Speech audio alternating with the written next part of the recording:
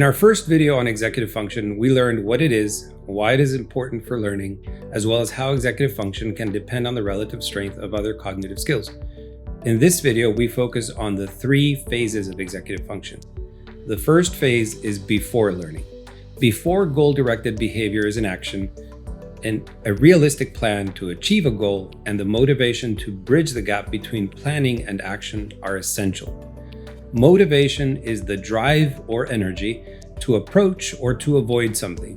Executive function skills related to this skill include initiation and sustained effort. Planning refers to creating a strategy for achieving a desired goal. Planning involves skills like organization, time allocation, and prioritization.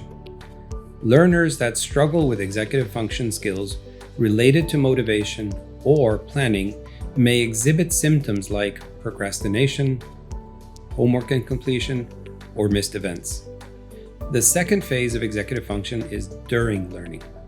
During goal-directed behavior, executive function skills that allow processing regulation of cognitive and emotion regulation are also involved. Emotional regulation is also necessary, which involves impulse control and frustration management. Processing regulation refers to managing attention and managing memory, both of which are necessary during learning.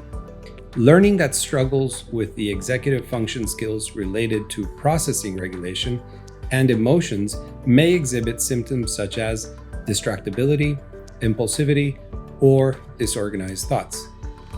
The third phase of executive function is after learning. After goal-directed behavior has been acted on, executive function skills required for self-monitoring and self-regulation are very important. Self-monitoring includes tracking progress towards a goal, which involves skills such as reflection and self-assessment. This information is used to inform decisions related to self-regulation. Self-regulation includes adjusting behavior, which involves skills such as adaptivity and cognitive flexibility. Learners that struggle with executive function skills related to self-monitoring or self-regulation may exhibit symptoms such as perseverance, exhibiting distress, or poor study skills.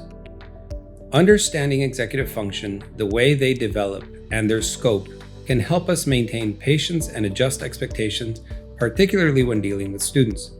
The executive functioning capacity of an 8-year-old and an 18-year-old are vastly different. This knowledge can help parents set up and support homework routines that lessen frustration and result in late and less late assignments or last-minute work. It can also help parents to problem solve with their children when inevitably their organization and time management systems break down. Usually, building strong executive function skills takes time and explicit instruction and practice with professional support. If you need to develop a specific student's executive functions, COGx individualized programs are successful because they do 4 things.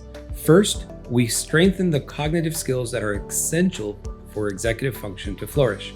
Second, we teach students the science of how they learn. Thirdly, we develop the students' metacognition to teach them how to manage, monitor, and regulate their behaviors better. Fourth, we assume responsibility for transfer, which means program gains transfer to real life. This in turn makes the learner more independent and successful. If you're interested in developing your staff's ability to target and strengthen the executive function of the students they teach, we encourage you to consider COGx programs for educators on executive function, which is online and includes valuable resources, guides, coaching sessions, and other relevant tools.